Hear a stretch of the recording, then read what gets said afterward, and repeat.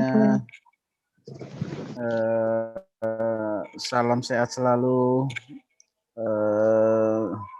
Mohon maaf saya harus memimpin rapat, tapi saya tinggalkan dengan staf saya. Tinggal penutupan saja tadi. Masih ada beberapa poin yang harus diselesaikan untuk masalah COVID-19 atau bencana non alam ini. Saya kadang-kala melihat situasi perkembangan ekonomi dan segala macam ini membuat saya tidak bisa membagi membuat dua Zoom karena posisi satu sisi pembahasannya sangat intens ya, dan ini rencana jam 1:30 ada lagi rapat, tapi saya usahakan kuliah ini maksimal ya. Bahan sudah saya kirim, bahkan saya sudah kasih ke grup ya. Mohon Marcella itu saya bisa share screen dulu. Jadi saya sudah memberikan buku ya, yang saya kirim tadi, dan di situ ada soal atau latihan yang Marcella tolong di share screen-nya. Oh, oke. Thank you Marcella. Saya ada yang baru masuk ya, admin Pora Yasmin, saya nggak tahu siapa nih. Oke. Saya approve.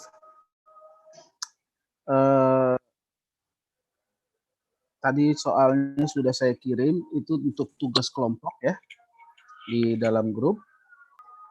Oke, terkait masalah berikutnya adalah kuliah kita ini ada 3 pertemuan masih membahas tentang proses analisa yang akan kita lakukan, masih terkait tentang swasta ya, di mana akan kita pelajari tentang forecasting dan valuation. 3 pertemuan terakhir akan kita bahas analisis laporan keuangan pemerintah daerah. Nah itu bukunya tidak ada, PowerPoint-nya tidak ada di diktat. Yang saya punya ada karena saya kerja di DJPK. Saya punya file-filenya ya. Nanti saya share. Namun untuk tahun ini kita masih ada 2 kali pertemuan, hari ini tanggal 7 dan tanggal 14.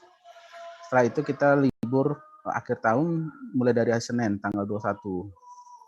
Nah, nanti masuk lagi tanggal 4 Januari. Nah, di situ kita udah mulai lagi kuliah. Artinya pertemuan pertama setelah UTS kan kuliah umum. Lalu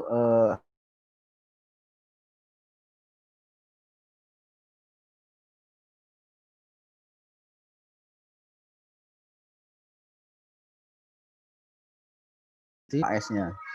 Nah, kemungkinan ada kuis atau tugas ya yang nanti saya share ya. Namun demikian itu nanti kita sampaikan kuisnya itu di minggu pertama saja, minggu pertama bulan Januari, yaitu tanggal 4 Januari. Ya, 4 Januari saja yang nanti saya sampaikan.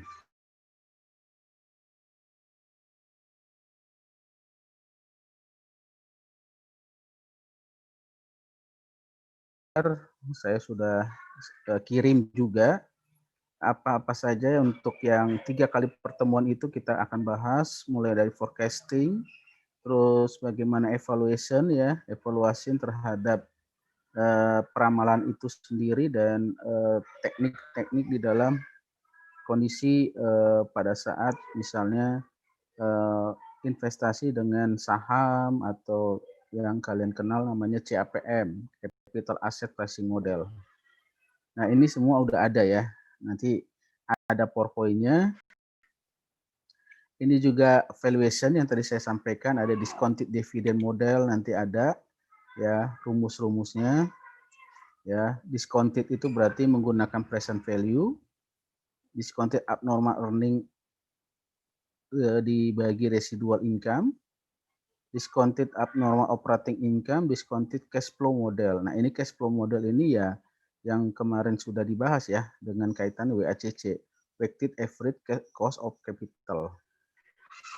Nah, ini sebenarnya tabel-tabelnya ya, figur-figur yang bisa dipakai ya.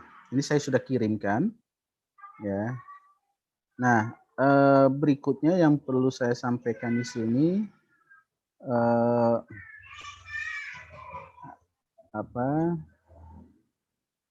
bentar ya. Saya harus admit dulu nih, oke. Ada beberapa mahasiswa yang baru join. Oke, saya share lagi. Oke, ini topiknya juga saya sudah sampaikan ke kalian ya. Saya infokan ya kepada kalian terkait masalah prospektif forecasting. Jadi hari ini kita akan bahas forecasting itu ada 2 kali pertemuan dan 1 evaluation, ya kan? Saya juga nggak tahu kenapa ada 3 itu.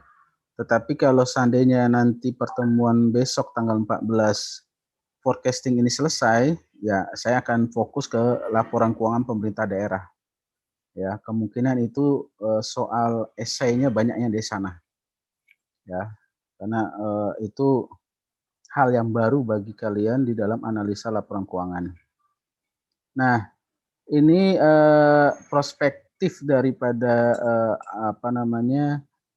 forecasting. Di sini ada learning object-nya adalah mengerti tentang perilaku financial indicator. Ya. Langkah-langkah membuat ramalan ya, making financial forecast, importance of sensitivity analysis. Nah, ini sebenarnya ilmu-ilmu yang sebenarnya sudah kalian pelajari ya di manajemen keuangan gitu ya. Jadi dalam melakukan forecasting itu yang perlu dilakukan adalah dasarnya adalah penjualan tahun lalu. Nah, penjualan tahun lalu itu kalau kita mulai dari penjualan itu kan nanti merembet kepada rugi laba, lalu merembet kepada neraca. Nah, itu di dalamnya adalah ada namanya perputaran aset, perputaran piutang, perputaran utang, usaha, dan segala macam. Nah, awalnya di dalam penjualan ini. Jadi, kita harus menetapkan dulu penjualan tahun lalu digali dengan growth-nya, pertumbuhannya. Nah, growth ini bisa digunakan dengan cara rata-rata penjualan dari beberapa tahun yang lalu atau menggunakan GDP atau expected growth. Dalam hal ini adalah ekonomi growth ya yang ada di APBN. Ada 6 indikator ya, ada 6 diantaranya adalah mulai dari sisi inflasi, ada pertumbuhan ekonomi ya kan, pertumbuhan ekonomi kita terakhir minus 5%, lalu naik di triwulan ketiga minus 3,2 walaupun masih minus, memang posisi resesi, diharapkan triwulan 4 ini menjadi positif 0 sampai 0,2%. Nah, ini dapat terwujud kalau seandainya vaksinnya sudah ada. Nah, ternyata vaksin sudah datang tadi malam, ya 1,2 juta vaksin dengan 15 juta vaksin dalam bentuk curah. Artinya 15 juta itu akan diracik atau akan dibikin oleh Bio Farma. Jadi ini cara menyuntikannya ini tidak ke masyarakat tetapi ke tenaga kesehatan dahulu, lalu kepada pasien-pasien ya, pasien-pasien. Nah, tapi nanti masyarakat akan segera. Nah, dengan adanya vaksin ini pertumbuhan ekonomi diharapkan bisa stabil. Lalu ada lagi namanya nilai tukar uang, nilai valuta asing, terus ada lifting minyak, harga per barel minyak, dan inflasi tadi. Nah, itu dasar-dasarnya sebenarnya.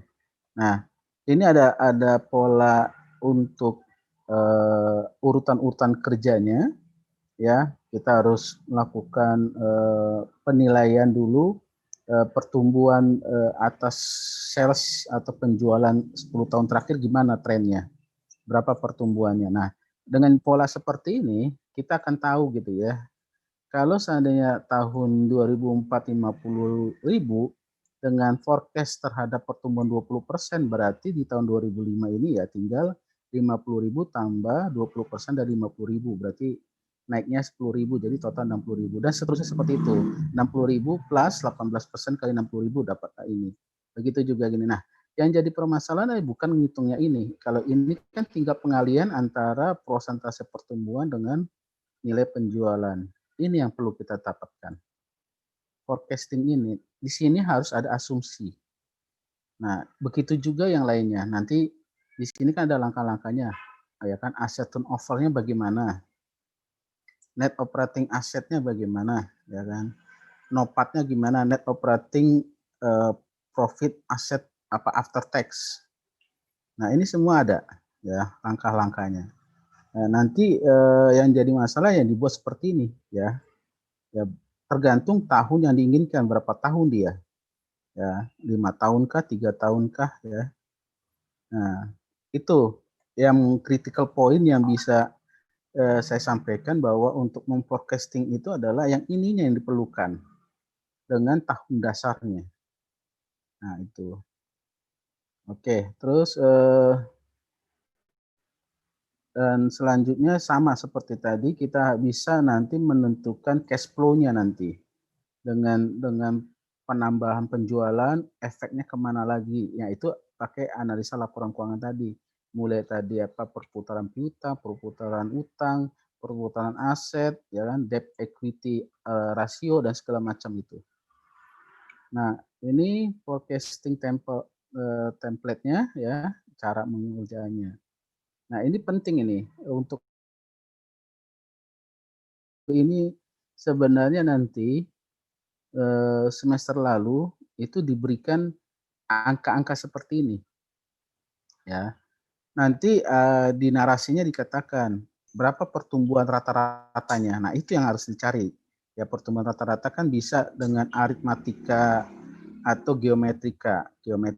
Nah, aritmatika itu kan 1, 2, 3, 4, 5, 6. Nah, itu aritmatik. Kalau geometrik itu polanya adalah 1, 2 kali 2, 4 kali 2, 8, 16, 32, 64, 128, 256 dan seterusnya. Nah, itu pola-pola yang bisa dipakai ya. Ya, terus berikutnya debt collection ya tadi sudah saya sampaikan. Nah, kembali lagi polanya sama ya. Ini ada debt payment-nya apa, dikurangi dividen ya. Angka-angkanya dapat di situ. Ya. Jadi saling berkaitan nanti. Gila tahu ya kan. Neraca bagaimana udah tahu. Tinggal rumus itu dipakai untuk peramalan. Nah, itu critical point yang ingin saya sampaikan ke kalian. Lalu ada slide berikutnya ya. Ini sama aja sebenarnya. Cuman dari 2 PowerPoint yang saya ambil ya, satu Suprayaman dan satu Palepu ya. Tetapi sebenarnya poinnya adalah dalam menentukan tingkat penjualan itu digunakan historical trend, expected macroeconomic activity dan competitive landscape-nya. Dan juga new versus old store mix. Jadi kalau seandainya perusahaannya adalah ada rencana untuk memperbaiki pabriknya, mengupgrade pabriknya, berarti kan ada kemungkinan tingkat penjualan akan bisa meningkat, biaya akan semakin rendah. Nah, ini juga bisa dilakukan forecasting. Ya. Nah, ini seperti ini contohnya laporan keuangannya, diminta langkah-langkahnya ini. Dan nanti di soal itu kan kalau nggak salah saya udah kirim itu tiga soal ya, 3 soal yang bisa kalian pakai ya, yang harus kalian kerjakan secara kelompok ya. Saya ingatkan kelompok, dan kelompoknya itu sama seperti sebelum UTS ya, dikumpulkan hari Sabtu kalau WA saya itu. Nah, itu tentang forecastingnya. Nah, nanti pola saya adalah saya meminta kalian untuk ya polanya dan mempresentasikan ya. Nanti siapa yang akan mempresentasikan nanti saya tunjuk di minggu depan langsung. Jadi enggak saya atur kelompok ini, enggak. Nanti ya siap-siap saja kalian untuk menyampaikan presentasinya. Oke, ini cara menghitungnya, caranya ya. Semuanya sudah ada, tinggal bagaimana menganalisisnya ya. Ini sebenarnya kita hanya diarahkan untuk menyusun forecasting saja. Kira-kira dengan tingkat pertumbuhan ekonomi yang 10 tahun terakhir bagus, dengan ada pandemi turun, terus untuk di rebound lagi, rebound itu artinya dikembalikan kepada posisi semula ya, sebelum terjadinya pandemi ya, dengan catatan kondisi ekonomi akan semakin membaik. Itu tujuan dari rebound ya. Mudah-mudahan pandemi ini hanya 1 tahun saja. Ini udah 9 bulan sejak Maret. Mudah-mudahan 1 tahun. Karena Cina sendiri itu baru selesai dia di bulan Juni atau Juli ya.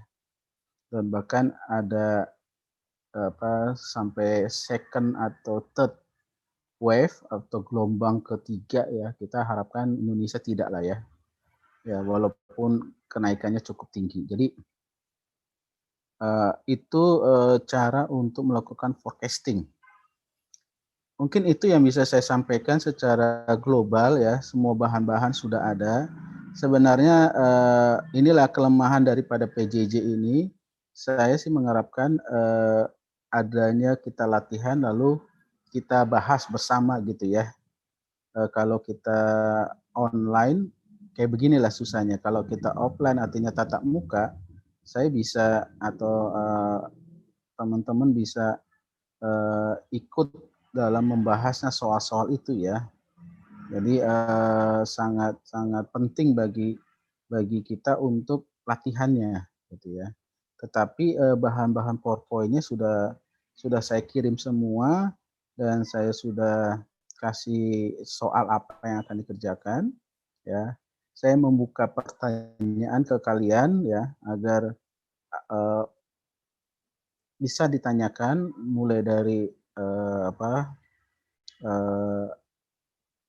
penilaian UTS sampai dengan bahan-bahan yang sudah saya kirimkan. Ya, jadi itu yang bisa saya sampaikan ya secara clear agar nanti kalian bisa untuk membacanya. Nanti pun saya akan buka sesi tanya jawab ya hari ini. Tapi kalaupun belum ada yang bertanya tidak apa-apa, saya akan buka dengan Google Classroom. Ya, Google Classroom itu masih aktif di situ. Nah, nanti tugasnya ya itu masukkan di pertemuan setelah kuliah umum. Itu ada di situ saya bikin forecasting. Ya, cemplungkan saja di situ tugasnya yang kelompok tadi. Jadi saya bisa langsung koreksi ya paling lambat hari Sabtu. Nah, nanti pun kalau ada kuis nanti saya akan kirim lewat WA. Ya. Kuis itu nanti sifatnya juga individu gitu ya. Oke. Itu yang bisa saya sampaikan ya agak cepat saya lakukan ya karena semua bahan sudah saya sampaikan, sudah saya kirim ya. Sebenarnya yang perlu di sini adalah latihannya ya. Pola analisanya saya ngelihat kalian sudah terbentuk ya, terbentuk dari sisi waktu UTS ya, cara menganalisanya, cara untuk melihatnya. Nanti lebih banyak nanti kita menganalisa dengan laporan keuangan Pemda, itu lebih menarik sekali nanti. Karena tidak semuanya itu dapat dilakukan analisa dengan punya standarnya. Tapi kalau yang untuk swasta itu karena semua laporan itu standar ya, dan bisa dilakukan standarisasi terhadap analisanya ya kan. Kalau di Pemda itu agak susah, ya, agak sulit, dan di situ ada intrik-intriknya, mulai dari politik, mulai dari ekonomi, sosial, banyak sekali di situ. Nah, nanti kita akan fokus banyak. Saya usahakan 4 kali pertemuan di situ. Ya, kalau yang kayak gini, forecasting, valuation itu di manajemen keuangan sudah ada sebenarnya. Tinggal istilahnya hanya pendalaman saja untuk di brainstorming, latihan lagi. Karena saya tahu waktu manajemen keuangan untuk forecasting juga ada. Ya, untuk CFC, free cash flow, FCF, atau dari sisi CAPM juga udah ada. Ya, ngitung harga saham, ngitung obligasi juga sudah. Jadi tinggal menggabungkan saja dari sisi analisanya. Oke, itu yang bisa saya sampaikan untuk kuliah ini. Ya, bahan sudah saya kirimkan. Oke, saya buka pertanyaan yang bisa saya jawab sekarang. Kalaupun belum ada pertanyaan lewat Google Classroom, saya akan pantau di situ. Silakan, mulai dari Mas Sela, silakan. Izin bertanya terkait tugas, Pak. Ya, silakan. Itu diketik, Pak, atau ditulis? Kalau tugas itu saya prepare ya, kalau karena kita dikirim ya pakai WA atau pakai Google Classroom, saya sih maunya sih diketik. Tapi kalau diketik agak susah, tulis tangan pun nggak ada masalah, asal bisa dibaca. Karena jujur aja ada 2 mahasiswa di kelas ini yang tulisannya itu lebih buruk daripada tulisan saya. Ya, lebih jelek dibandingkan tulisan saya. Tulisan saya memang jelek, tapi lebih jelek lagi gitu loh. Jadi saya berusaha untuk membacanya pelan-pelan gitu ya. Saya dapat intinya, baru saya maksudnya ini, maksudnya ini. Jadi secara tulisan saya meraba-raba gitu. Tapi mohon ya kalau boleh ya pakai ketik lah ya. Tetapi kalaupun tulis tangan tolong agak bagus gitu aja. Gak usah ada pakem pakai tulis ketik atau di tulis tangan ya. Oke, ada lagi Marcella? Terus Pak, itu dikirim perwakilan atau setiap anggota kelompok submit GCR-nya? Oke. Ini yang jadi pertanyaan saya juga ya, waktu kemarin sebelum UTS, kok ada yang tidak masuk dalam grup atau misinya tidak lengkap gitu ya. Mungkin kan pembagian masing-masing ya. Nah, saya sih inginnya kalian per kelompok itu ngirim ketua kelompoknya saja, ya kan? Kelompoknya saja yang ketua kelompoknya saja yang harus memberikan masukan gitu loh. Agar posisinya tidak ini.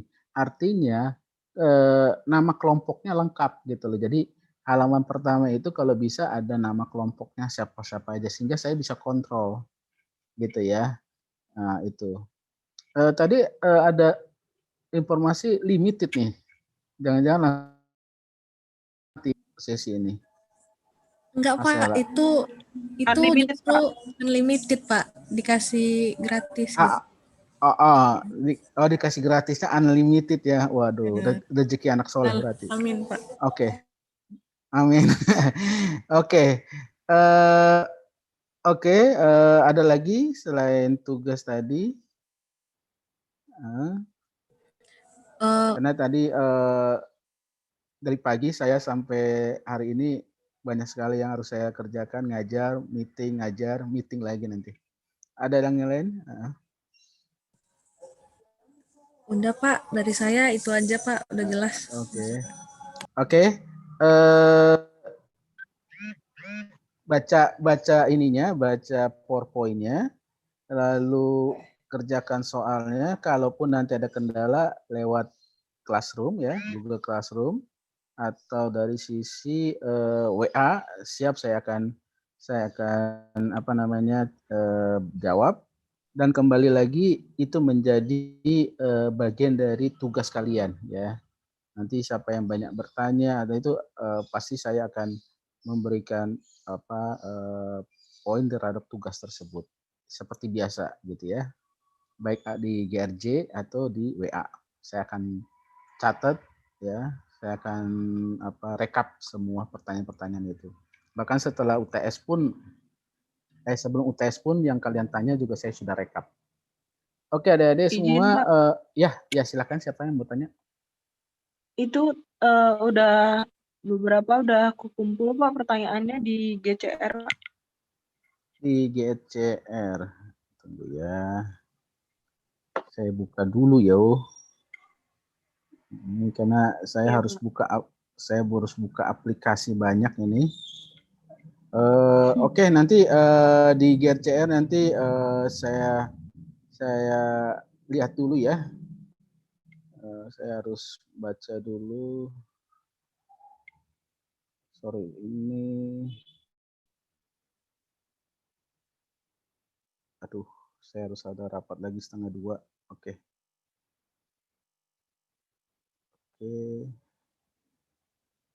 Ini. Oke. Izin kalau boleh saya akan tanggapi pertanyaan itu lewat GRJ aja ya.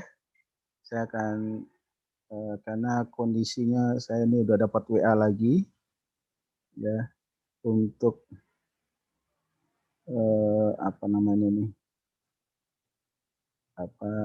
untuk pembahasan peraturan dan bencana ya.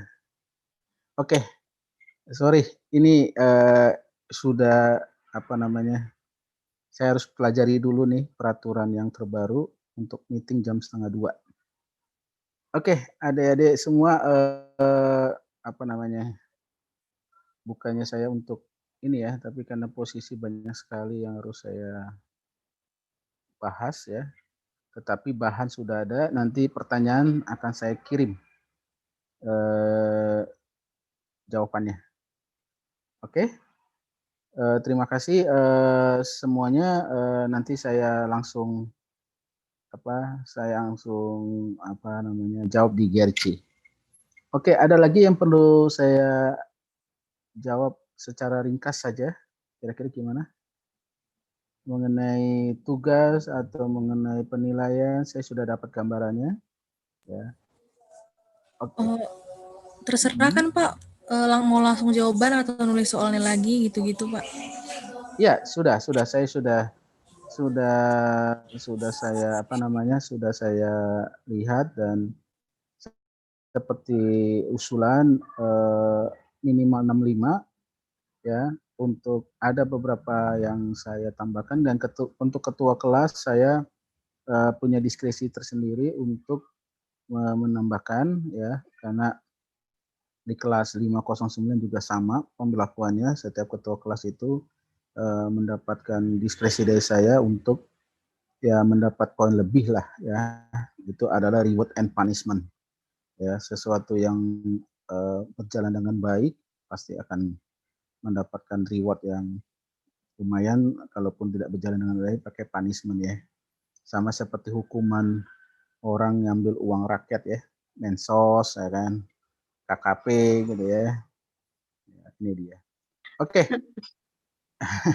Ya, jadi ya ini juga karena vaksin sudah datang juga, ini ada beberapa rapat yang harus saya ikuti nih ya, untuk pembahasan tentang vaksin. Oke, itu yang bisa saya sampaikan adik-adik. Kita ketemu minggu depan, kita akan bahas lebih detail. Mohon maaf saya tidak bisa maksimal di dalam menyampaikan perkuliahan ini, tetapi saya akan tetap buka diri untuk menjawab di classroom. Ya, siapa tahu saya nanti malam ada waktu, saya baca langsung saya jawab. Ya, lewat WA pun saya juga jawab. Demikian masukan atau pemaparan saya. Saya mohon wajah kalian ditampilkan. Saya mau screenshot. Ya. Ya jangan bergaya juga Marcella. Kalau bergaya itu namanya nanti ke kampanye Marcella. Oh Karena iya tanggal Pak, 9 tuh 9 itu 9 wajar itu ya. pilkada. Iya, kalau kau bikin 2 itu berarti pilih nomor 2. Saya nggak tahu nanti siapa yang kamu pilih gitu kan. Tapi nggak apa-apa, bercanda saya. Saya takut aja nanti ajang pilkada di dalam kuliah saya gitu ya. Oh, enggak Pak. Apalagi PNS saya. Oke, screenshotnya saya ingin. Oke, saya sudah sebagian yang bisa membuka video, mungkin jaringan juga kalau dibuka video akan mati ya. Oke, terima kasih adik-adik semua. Sampai ketemu minggu depan. Kerjakan soalnya dan baca PowerPoint saya. Terima kasih. Sampai ketemu minggu depan. Selamat siang. Terima kasih, Pak. Siang, Pak. Terima kasih. Terima kasih banyak Pak. Terima kasih, Dadah. Oke, ya.